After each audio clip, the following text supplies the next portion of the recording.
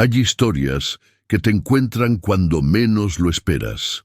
Esta me encontró a mí en el Archivo Municipal de León, entre papeles que nadie había tocado en décadas. Al principio pensé que sería un caso más, una anécdota olvidada del México revolucionario. Pero cuando leí las declaraciones de los testigos, cuando vi los nombres repetirse en informes médicos y actas policiales, supe que había algo más. Algo que los habitantes de León prefirieron enterrar junto con aquel hombre en 1916. Antes de seguir, necesito saber algo. Dime en los comentarios desde dónde estás escuchando esto, porque si hay algo que aprendí investigando este caso, es que algunas historias se comportan diferente dependiendo de quién las escucha y desde dónde. Llegué al Archivo Histórico Municipal de León en septiembre del año pasado. Buscaba material sobre la epidemia de tifo de 1915 para un documental que nunca terminé. El archivista, un hombre mayor llamado Efrén, me llevó a una sala en el sótano donde guardaban los expedientes civiles del periodo revolucionario. «Nadie baja aquí», me dijo mientras abría la puerta con una llave oxidada. «La gente prefiere no recordar esos años. Pasé 3 días revisando documentos, actas de defunción, informes sanitarios, registros parroquiales. Casi todo era predecible. Muertes por enfermedades, por violencia, por hambre. Pero el 4.º día encontré un expediente que alguien había intentado destruir. Las esquinas estaban quemadas y varias páginas habían sido arrancadas. Lo que quedaba era un informe policial fechado el 23 de marzo de 1916, escrito por el inspector Arnulfo Gobea. El informe comenzaba así. A petición del juez municipal, acudí al Panteón de San Nicolás para dar fe de los acontecimientos ocurridos durante el sepelio de don Sebastián Ibarreche. Lo que presencié desafía toda explicación racional. Sebastián Ibarreche. Anoté el nombre en mi libreta. Busqué en el índice general y encontré su acta de defunción. 21 de marzo de 1916, 52 años, causa de muerte, paro cardíaco. Nada excepcional. Pero entonces encontré algo más, una nota manuscrita en el margen casi ilegible. Velatorio suspendido por orden eclesiástica, familia Ibarreche bajo observación. ¿Qué había pasado en ese funeral? Efrén me vio sacar fotografías del expediente. ¿Encontró algo interesante?, preguntó desde la puerta. Le mostré el nombre. Su expresión cambió inmediatamente. «Debería dejar eso donde estaba», dijo en voz baja. «Mi abuela me contó de ese entierro. Decía que hubo gritos, que la gente salió corriendo del cementerio, que la viuda... Ella dijo algo». «¿Qué dijo?». Efrén negó con la cabeza. «No lo sé, pero después de eso, nadie volvió a pronunciar el nombre de Ibarreche en público. Es como si la ciudad entera hubiera decidido olvidarlo. Esa noche en mi hotel leí el informe del inspector Gobea completo. Había sido enviado al gobierno estatal pero nunca procesado oficialmente. Gobea describía una escena caótica. Personas huyendo del cementerio, el sacerdote negándose a continuar la ceremonia, la viuda de Ibarreche gritando algo que provocó pánico general. Pero la parte más perturbadora estaba al final. 2 de los presentes fueron hospitalizados esa misma tarde con síntomas neurológicos. Uno de ellos, el sepulturero Macario Ruiz, falleció 3 días después sin recuperar el habla. Busqué el acta de defunción de Macario Ruiz. La encontré. Causa de muerte. Colapso nervioso agudo. Tenía 38 años. En las observaciones médicas, el doctor que lo atendió había escrito: el paciente repetía una frase sin cesar hasta perder la conciencia. «No está muerto, no está muerto, no está muerto». Cerré la computadora. Afuera, León brillaba tranquila bajo las luces nocturnas. Una ciudad moderna, industrial, sin memoria de sus fantasmas.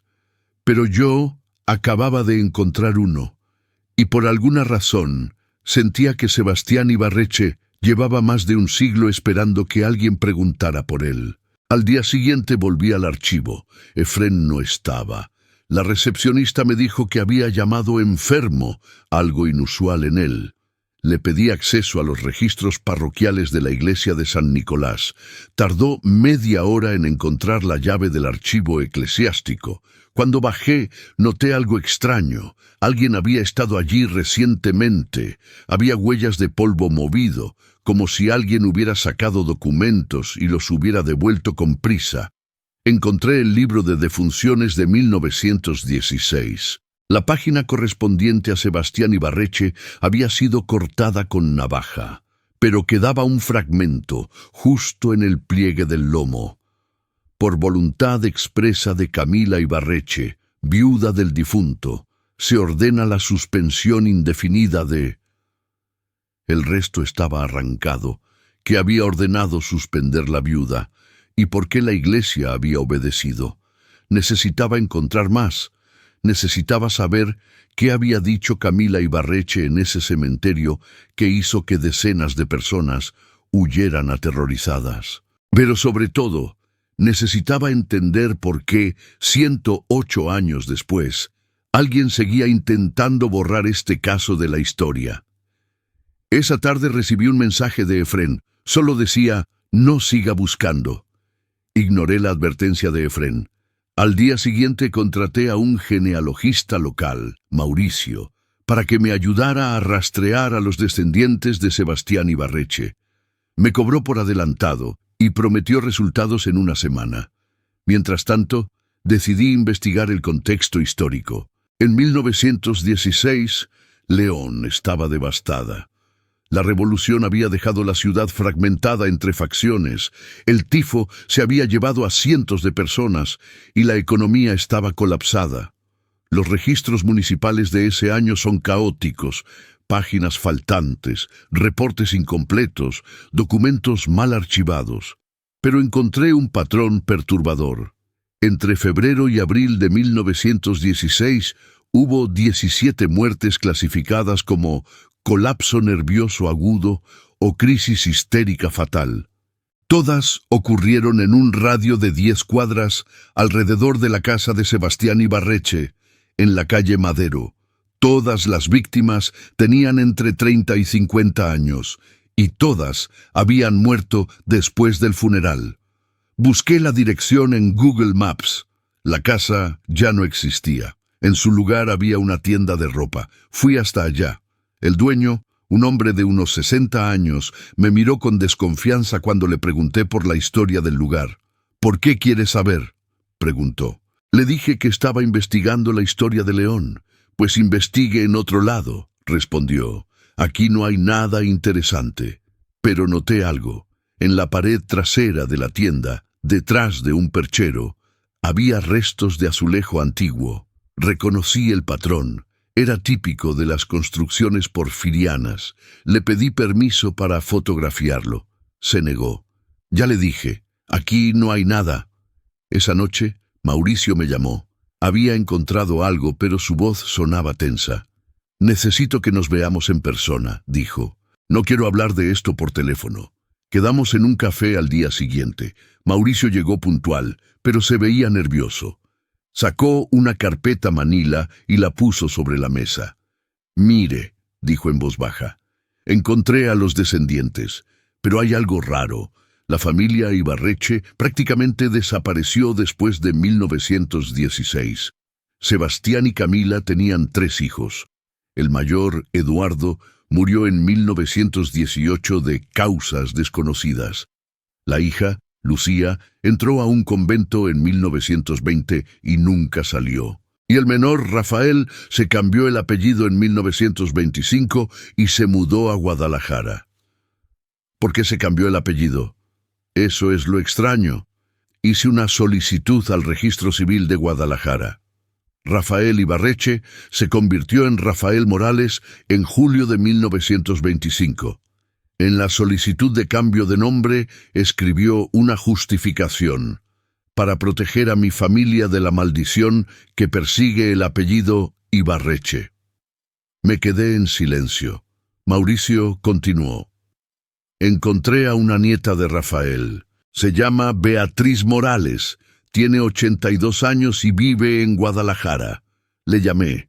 Al principio no quería hablar, pero cuando le mencioné el funeral de 1916, se puso a llorar.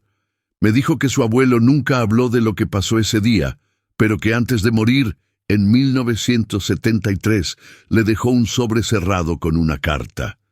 Le dijo que solo lo abriera si alguien venía preguntando por Sebastián Ibarreche. ¿Y lo abrió? Mauricio asintió. Hace 2 días. Me leyó fragmentos por teléfono. Rafael escribió que lo que su madre dijo en el funeral era verdad, que Sebastián Ibarreche no estaba muerto cuando lo metieron en el ataúd, y que lo que pasó después, él lo vio. Pero se negó a escribirlo completo. La carta termina diciendo: si alguien pregunta, digan que mi padre murió de un infarto. Y si insisten, díganles que algunos muertos no deben ser recordados. Mauricio cerró la carpeta. Yo ya cumplí mi parte. Le di la información que me pidió. Pero le voy a ser honesto. No quiero seguir involucrado en esto. Anoche soñé con un hombre que me miraba desde la ventana de mi habitación. No podía moverme, y cuando desperté, había arañazos en el cristal. Me mostró una foto en su celular. Eran marcas profundas, como hechas con uñas, en el exterior del vidrio. Su habitación estaba en un 3er piso. Mauricio se levantó y me dejó la carpeta. Haga lo que tenga que hacer, dijo, pero yo me salgo aquí. Esa noche revisé cada documento de la carpeta. Había copias de actas, árboles genealógicos, fotografías antiguas, entre ellas una del funeral de Sebastián Ibarreche. Estaba borrosa, tomada desde lejos, pero se veía el ataúd abierto y a la viuda de pie junto a él. Amplié la imagen en mi computadora. Camila Ibarreche estaba gritando, su boca abierta en un gesto de horror absoluto, y las personas alrededor todas miraban hacia el ataúd con expresiones de terror. Pero lo más perturbador era otra cosa. En la esquina de la fotografía, apenas visible, había alguien más. Una figura oscura, de pie bajo un árbol, observando la escena. No se le veía la cara, solo la silueta, y algo en esa figura me hizo sentir un frío súbito, porque en 1916 las fotografías requerían exposiciones largas. Cualquier movimiento salía borroso, pero esa figura estaba perfectamente nítida, como si hubiera permanecido absolutamente inmóvil durante toda la toma. Guardé la foto. Necesitaba hablar con Beatriz Morales. Necesitaba saber qué había visto Rafael Ibarreche ese día. Pero sobre todo, necesitaba entender qué había dicho Camila. Porque fuera lo que fuera, había sido lo suficientemente terrible como para que una ciudad entera decidiera olvidarlo. Y algo me decía que yo estaba a punto de descubrirlo. Viajé a Guadalajara al día siguiente. Beatriz Morales vivía en una casa modesta en la colonia americana. Cuando abrió la puerta, lo primero que noté fue que tenía los ojos rojos, como si hubiera llorado recientemente. «Pase rápido», me dijo sin saludar. «No quiero que los vecinos lo vean». La sala estaba llena de fotografías familiares, pero ninguna de antes de 1925. Le pregunté por eso. «Mi abuelo quemó todo», respondió. Fotos, documentos, cartas, todo lo que tuviera que ver con León. Decía que el pasado tenía que morir para que nosotros pudiéramos vivir. Me sirvió café con manos temblorosas. «Desde que abrí esa carta no he podido dormir», dijo. «Anoche escuché pasos en el pasillo, pasos lentos, como de alguien que arrastra los pies, pero cuando salí a ver, no había nadie». Le pedí que me contara lo que sabía. Beatriz respiró hondo y comenzó. «Mi abuelo Rafael tenía 12 años cuando su padre murió. Él me contó que Sebastián Ibarreche era un hombre estricto, profundamente religioso, casi fanático. Trabajaba como notario y tenía una reputación impecable en León. Pero en las últimas semanas, antes de su muerte, algo cambió. Dejó de ir a la iglesia, dejó de hablar, pasaba horas encerrado en su estudio escribiendo algo que nadie podía ver. Cuando mi bisabuela Camila intentó entrar, él gritó que si alguien cruzaba esa puerta, lo que esperaba afuera entraría también. ¿Qué esperaba afuera?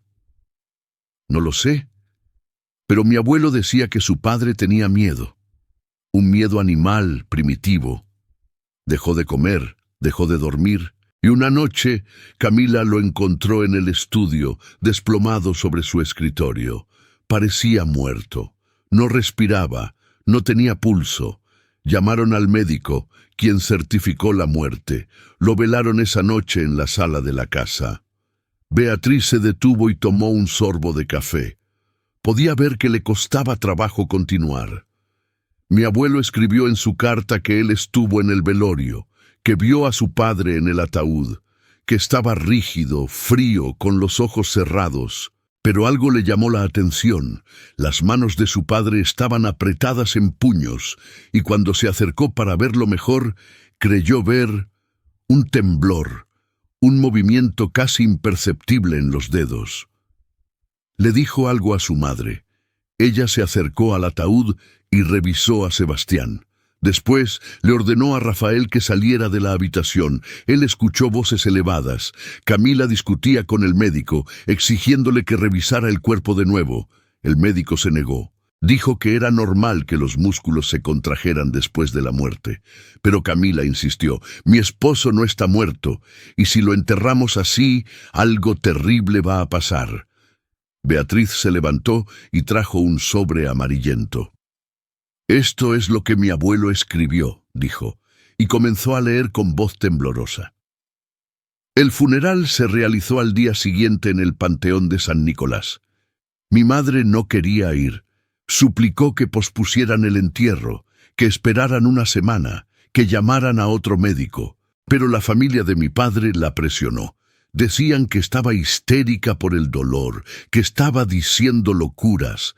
La obligaron a ir. Yo estaba de pie junto al ataúd cuando lo bajaron. Recuerdo que el sacerdote comenzó a rezar, y entonces mi madre gritó. No fue un grito de dolor, fue un grito de advertencia. Se lanzó sobre el ataúd y comenzó a golpearlo, gritando: «¡Ábranlo, ábranlo! ¡Él está ahí adentro!». La gente intentó apartarla, pero ella se resistió. Y entonces dijo algo que nunca olvidaré: «Si lo enterramos, ninguno saldrá de aquí». Hubo un silencio. El sacerdote dejó de rezar, y entonces se escuchó un golpe, desde dentro del ataúd, y luego otro, y otro. Alguien gritó. La gente comenzó a retroceder. Los sepultureros dejaron caer las sogas. El ataúd quedó suspendido a medio bajar, balanceándose sobre la fosa, y los golpes continuaron, cada vez más fuertes, cada vez más desesperados. Mi madre cayó de rodillas y comenzó a rezar, pero no era una oración normal. Era algo en latín, algo que yo no entendía. El sacerdote intentó detenerla, pero ella lo apartó y siguió rezando, cada vez más alto, hasta que su voz se convirtió en un grito. Y entonces el ataúd se abrió. Beatriz dejó de leer. Estaba temblando. «Mi abuelo nunca escribió qué salió de ese ataúd», dijo. «La carta termina ahí. Solo agregó una última línea. Lo que vi ese día me persiguió durante 57 años. Y ahora que estoy muriendo, sé que pronto volverá a buscarme». Le pregunté si Rafael había dicho algo más antes de morir. Beatriz asintió lentamente. «Mi madre estuvo con él en sus últimas horas. Dijo que mi abuelo comenzó a hablar solo, como si estuviera respondiendo preguntas que nadie hacía. Y justo antes de morir, abrió los ojos y miró hacia la puerta de la habitación. Mi madre dice que susurró: «Ya llegó. Sabía que vendría». «¿Qué vio tu madre?» «Nada. La puerta estaba cerrada. No había nadie. Pero ella dice que sintió algo, un frío repentino, como si alguien hubiera entrado a la habitación. Y cuando mi abuelo murió, su cara, ella dice que tenía una expresión de terror absoluto». Me quedé callado. Beatriz guardó la carta en el sobre y me lo entregó. «Lléveselo», dijo. «Ya no lo quiero en mi casa. Desde que lo abrí, siento que hay alguien más aquí, alguien que espera, y no quiero saber qué está esperando». Salí de su casa con la carta y la fotografía del funeral. En el coche, antes de arrancar, las volví a revisar. La letra de Rafael era temblorosa, como si hubiera escrito con miedo, y la fotografía la amplié de nuevo en mi teléfono. Esa figura bajo el árbol, esa silueta inmóvil. Ahora que la veía con más detalle, pude distinguir algo que no había notado antes. No proyectaba sombra. Todo en esa fotografía tenía sombra. Las personas, los árboles, el ataúd, todo excepto esa figura. Arranqué el coche y conduje de regreso a León. Pero durante todo el camino no pude dejar de pensar en una cosa. Si Sebastián Ibarreche estaba vivo cuando lo metieron en el ataúd, ¿qué fue lo que salió cuando éste se abrió? Y sobre todo, seguía ahí afuera. De regreso en León, necesitaba respuestas. Había demasiadas inconsistencias, demasiados cabos sueltos. Decidí buscar los expedientes médicos de Sebastián Ibarreche. Si había muerto de un paro cardíaco, debía haber un certificado de defunción firmado por un médico. Y si Rafael tenía razón, si su padre seguía vivo cuando lo enterraron, entonces ese certificado era una mentira. Fui al archivo del hospital regional. Les expliqué que estaba investigando casos médicos históricos para un documental. La archivista, una mujer joven llamada Patricia, me llevó al sótano donde guardaban los registros antiguos. «Estos expedientes no están digitalizados», me advirtió. «Tendrá que buscar manualmente». Pasé 4 horas revisando cajas polvorientas hasta que encontré el expediente de Sebastián Ibarreche. Estaba incompleto. Faltaban páginas, pero lo que quedaba era suficiente para confirmar mis sospechas. El certificado de defunción estaba firmado por el doctor Ignacio Ledesma, fechado el 21 de marzo de 1916. Causa de muerte: paro cardiorrespiratorio. Pero en los márgenes, escritas con lápiz y casi borradas, había anotaciones que parecían ser del propio doctor: rigidez prematura, ausencia de livideces cadavéricas, revisar en 24 horas, rigidez prematura. Eso significaba que el cuerpo se había endurecido demasiado rápido. Y la ausencia de livideces cadavéricas, esas manchas púrpuras que aparecen cuando la sangre se asienta después de la muerte, sugería que el corazón había dejado de latir solo minutos antes de la revisión médica, o que nunca dejó de latir. Busqué más información sobre el doctor Ledesma. Encontré su expediente laboral. Había trabajado en el hospital hasta 1919, cuando renunció abruptamente. En su carta de renuncia escribió: «Por motivos personales de salud mental, me veo obligado a abandonar la práctica médica». ¿Qué le había pasado? Patricia me ayudó a buscar en los registros del personal médico. Encontramos una nota interna fechada en agosto de 1919. El doctor Ignacio Ledesma ha sido internado en el Sanatorio Psiquiátrico de la Ciudad de México por orden familiar.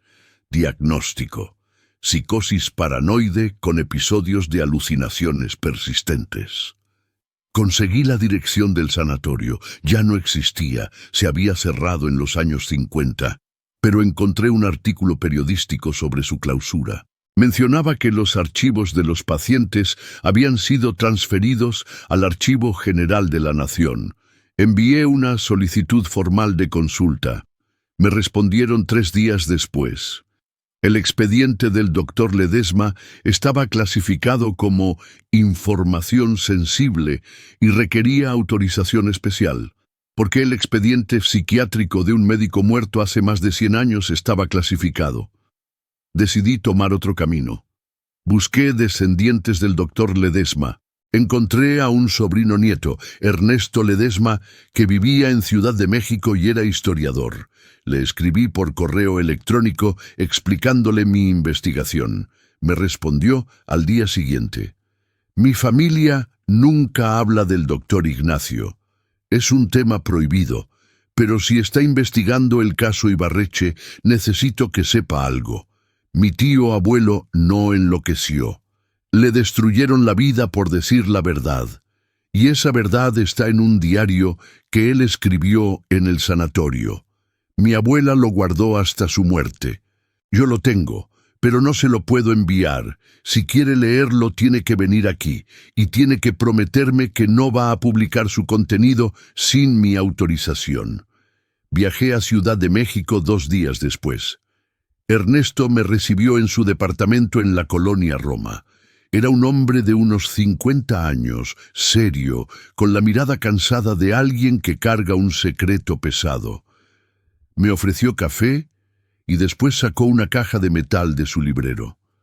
Dentro había un cuaderno gastado con tapas de cuero. Esto lo escribió mi tío abuelo entre 1919 y 1923, dijo. Lo escribió en el sanatorio, a escondidas. La familia lo encontró después de su muerte. Algunos quisieron quemarlo. Mi abuela se opuso. Dijo que algún día alguien necesitaría leerlo. Abrí el cuaderno.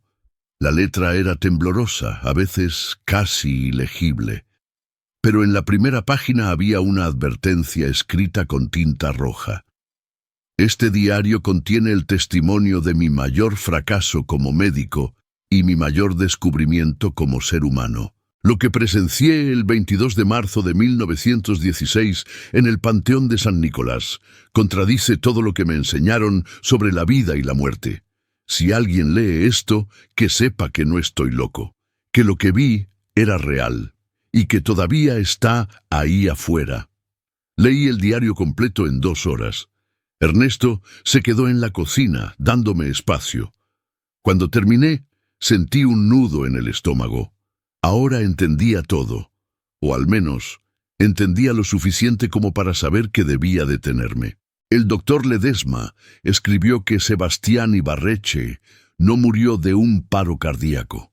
Murió de catalepsia, un trastorno neurológico raro que induce un estado de rigidez y suspensión de las funciones vitales que imita la muerte. Ledesma lo sospechó desde el principio.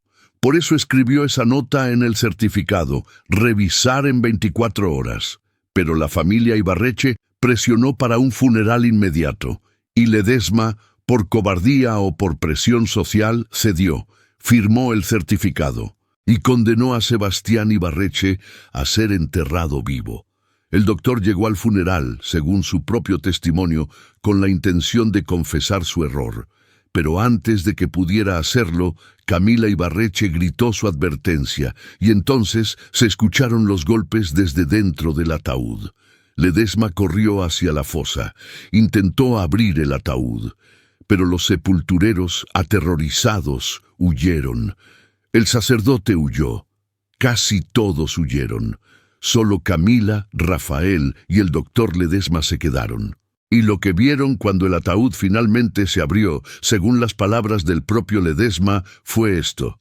Sebastián Ibarreche estaba vivo, pero algo había cambiado en él.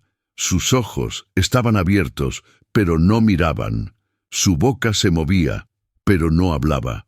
Y sus manos, Dios mío, sus manos estaban destrozadas. Se había arrancado las uñas intentando salir. La madera interior del ataúd estaba llena de arañazos y sangre. Camila se arrodilló junto a él y comenzó a rezar. Yo intenté ayudarlo, pero cuando lo toqué, él me miró. Y supe con una certeza absoluta que lo que me miraba ya no era Sebastián Ibarreche. Era otra cosa. Algo que había entrado en él durante esos minutos en los que estuvo suspendido entre la vida y la muerte. Algo que había estado esperando una puerta abierta, y nosotros se la dimos. El diario continuaba con descripciones cada vez más fragmentadas. Ledesma escribió que Sebastián fue llevado de vuelta a su casa, donde murió realmente 3 días después. Pero durante esos 3 días, según el médico, no dejó de gritar, no con su voz, con otra voz. Una voz que decía cosas en un idioma que nadie entendía. Y todos los que lo escucharon, todos los que estuvieron cerca de él en esos 3 días, enfermaron. Algunos murieron, otros enloquecieron. Cerré el cuaderno. Ernesto estaba de pie en la puerta de la cocina mirándome. Ahora entiende por qué la familia nunca habla de esto, dijo. Le pregunté si creía que era verdad. Ernesto se encogió de hombros. No lo sé. Mi tío abuelo estaba internado en un sanatorio psiquiátrico cuando escribió esto. Podría ser delirio, podría ser culpa, o podría ser verdad. Lo único que sé es que él murió creyéndolo, y que su último deseo fue que alguien supiera lo que pasó. Regresé a León esa noche. En el autobús leí de nuevo mis notas. Había una pieza que no encajaba. Si Sebastián Ibarreche murió 3 días después del funeral, ¿qué pasó con su cuerpo? ¿Lo enterraron de nuevo? ¿Hubo un segundo funeral? Busqué en los registros del Panteón de San Nicolás. No había registro de un segundo entierro. De hecho, no había registro de que Sebastián Ibarreche estuviera enterrado en ningún cementerio de León. ¿Dónde estaba su cuerpo? Y sobre todo, ¿qué era lo que había entrado en él? Necesitaba encontrar la tumba, o lo que quedara de ella. Volví al Panteón de San Nicolás una tarde de noviembre. Es un cementerio viejo, lleno de criptas abandonadas y mausoleos cubiertos de musgo. Hablé con el encargado, un hombre mayor llamado Don Vicente, que llevaba 30 años trabajando ahí. Le pregunté por la familia Ibarreche. No hay ninguna tumba con ese apellido, dijo, y si la hubo, ya no está. A veces las familias exhuman los restos y los llevan a otro lado, o simplemente dejan de pagar el mantenimiento y las tumbas se pierden. Le mostré la fotografía del funeral. Don Vicente la estudió con atención. Este lugar, dijo señalando el fondo de la imagen, es la sección vieja del panteón. Ya no se usa, está cerrada al público. ¿Puedo verla? Don Vicente dudó. No debería. Está en mal estado. Es peligroso. Le ofrecí dinero. Él suspiró y aceptó. Pero rápido, y no se aleje de mí. Caminamos por el panteón hasta llegar a una verja de hierro oxidada. Don Vicente sacó un manojo de llaves y abrió el candado. Esta sección se cerró en los años 40, le explicó. Hubo incidentes. Gente que venía y decía que escuchaba cosas, voces, golpes, tonterías probablemente. Pero el ayuntamiento decidió cerrarla. Entramos. La sección estaba completamente cubierta de maleza. Las tumbas eran antiguas, muchas sin nombre, las cruces de madera podridas o caídas. Caminé lentamente, comparando la fotografía con el lugar. Encontré el árbol. Seguía ahí, más viejo, más retorcido, pero era el mismo. Me ubiqué en el lugar donde debería haber estado la tumba. Había un hueco en el suelo. No era una tumba vacía, era literalmente un hueco, como si alguien hubiera cavado y sacado algo. Don Vicente se acercó y silbó por lo bajo. «Esto es nuevo», dijo. «Yo vengo a revisar esta zona una vez al mes. La última vez que estuve aquí, hace 3 semanas, esto no estaba. ¿Alguien cavó esto recientemente?» «Eso parece, pero no sé quién. Nadie tiene permiso para entrar aquí». Me arrodillé junto al hueco. Era profundo, de casi 2 metros, y en el fondo, medio enterrada en el lodo, había algo. Lo saqué con cuidado. Era una placa de bronce corroída por el tiempo. Limpié el lodo y leí la inscripción. Sebastián Ibarreche, 1864, 1916, que Dios lo perdone por lo que hizo. Don Vicente leyó sobre mi hombro. «¿Qué es lo que hizo?», preguntó. No respondí. Guardé la placa en mi mochila. Había algo más en el fondo del hueco, un pedazo de tela podrida. La saqué. Era parte de un traje, probablemente el que Sebastián llevaba puesto cuando lo enterraron, pero estaba desgarrada. Tenía marcas de arañazos, como si alguien la hubiera rasgado desde adentro con desesperación. «Quiero salir de aquí», dijo don Vicente de repente. Su voz sonaba nerviosa. «Ya», Pero yo vi algo más. En la pared del hueco, a medio metro de profundidad, había marcas. Profundas, irregulares, como hechas con uñas, y algunas todavía tenían fragmentos de lo que parecía ser piel seca. Alguien había cavado desde adentro. «Vámonos», insistió don Vicente, y entonces lo escuchamos. Un golpe, seco, metálico, como si alguien golpeara una caja de metal desde adentro. Venía de algún lugar cercano entre las tumbas. Don Vicente se quedó paralizado. Yo me levanté lentamente, tratando de ubicar el origen del sonido. Otro golpe, y luego otro, y otro, en un ritmo constante, desesperado. «Corre», susurró don Vicente. «Corre ahora». Corrimos hacia la verja. Los golpes continuaron, cada vez más fuertes, como si lo que fuera que estuviera golpeando se estuviera acercando. Llegamos a la verja. Don Vicente intentó cerrar el candado con manos temblorosas. Las llaves se le cayeron. Yo las recogí y cerré. Los golpes se detuvieron de golpe. Un silencio absoluto. Don Vicente estaba hiperventilando. «En 30 años nunca había escuchado eso», dijo. «Nunca». Salimos del panteón. En el coche revisé la placa de nuevo. Que Dios lo perdone por lo que hizo. ¿Qué había hecho Sebastián Ibarreche? ¿Por qué su propia familia había puesto esa inscripción en su tumba? Esa noche en mi hotel no pude dormir. Los golpes seguían resonando en mi cabeza. Y entonces recordé algo. El diario del doctor Ledesma. Había una entrada que no le presté suficiente atención. Volví a mis notas y la encontré. En su delirio, durante los 3 días antes de morir, Sebastián mencionó repetidamente un nombre: Elías Corbera. Pregunté a la familia quién era. Camila se puso pálida. Dijo que era un hombre que había muerto 10 años antes, un hombre que Sebastián había condenado. Elías Corbera. Busqué el nombre en los archivos históricos. Encontré su acta de defunción. 1906, ahorcado en la cárcel municipal de León. Había sido condenado por asesinato. El juicio fue breve, y el notario que certificó la sentencia, el que firmó los documentos legales que lo enviaron a la horca, fue Sebastián Ibarreche. Busqué más información sobre el caso. Corbera había sido acusado de matar a su esposa, pero según los registros judiciales, el caso estaba lleno de irregularidades. No había pruebas físicas, los testigos eran cuestionables, y Corbera proclamó su inocencia hasta el final. Había una nota en el expediente escrita por el propio Corbera días antes de morir. «Soy inocente, Ibarreche lo sabe, pero me condena igual porque le conviene, y si hay justicia en este mundo o en el otro, él pagará. Lo juro por lo que más quiero, cuando yo muera no descansaré hasta que él sienta lo que yo sentí, hasta que sepa lo que es estar atrapado, sin salida, sin aire, sin esperanza, hasta que entienda el terror de una muerte injusta». Cerré la computadora. El cuarto estaba helado.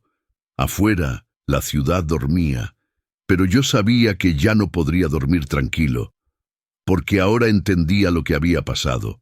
Sebastián Ibarreche no murió de catalepsia, murió de miedo. Murió sabiendo que Elías Corbera había cumplido su promesa, que lo había esperado durante 10 años, y que cuando Sebastián estuvo suspendido entre la vida y la muerte, atrapado en ese ataúd, Corbera entró, no físicamente, pero entró, y lo hizo sentir exactamente lo que él había sentido, el terror de una muerte injusta.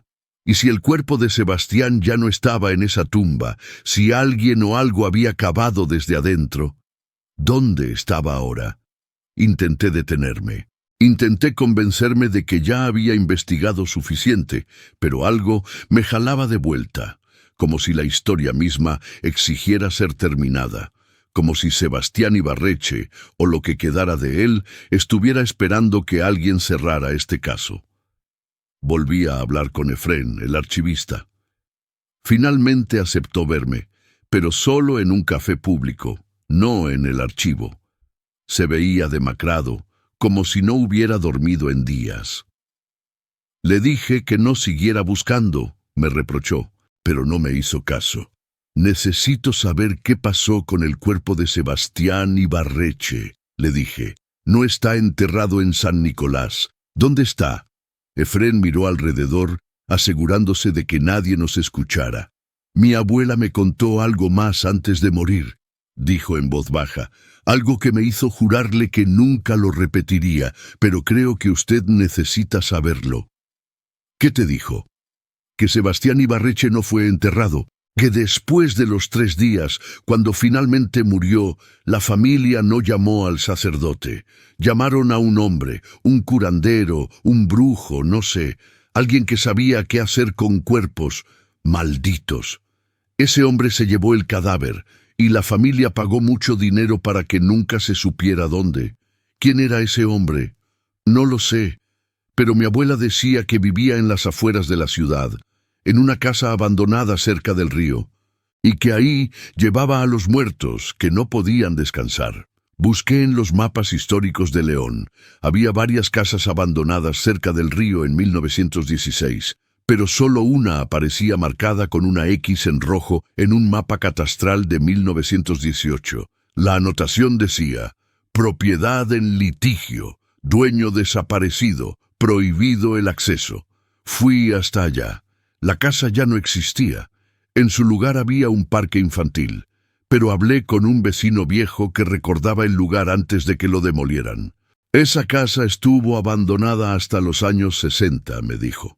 Nadie quería comprarla. Decían que estaba maldita, que por las noches se escuchaban cosas, golpes, gritos, tonterías de la gente, supongo, pero cuando la demolieron encontraron algo raro.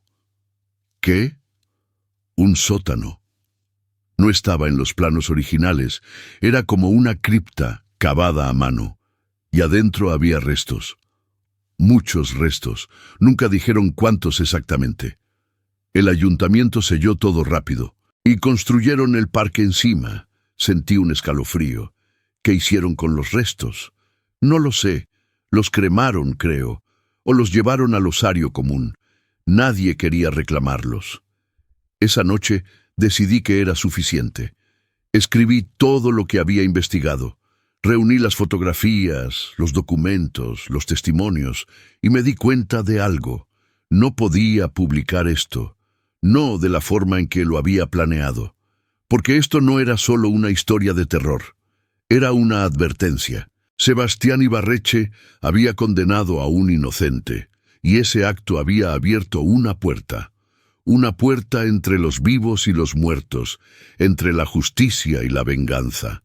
Y esa puerta nunca se había cerrado del todo. 2 semanas después, mientras organizaba mis cosas para volver a casa, recibí un mensaje de Beatriz Morales. No había vuelto a hablar con ella desde mi visita.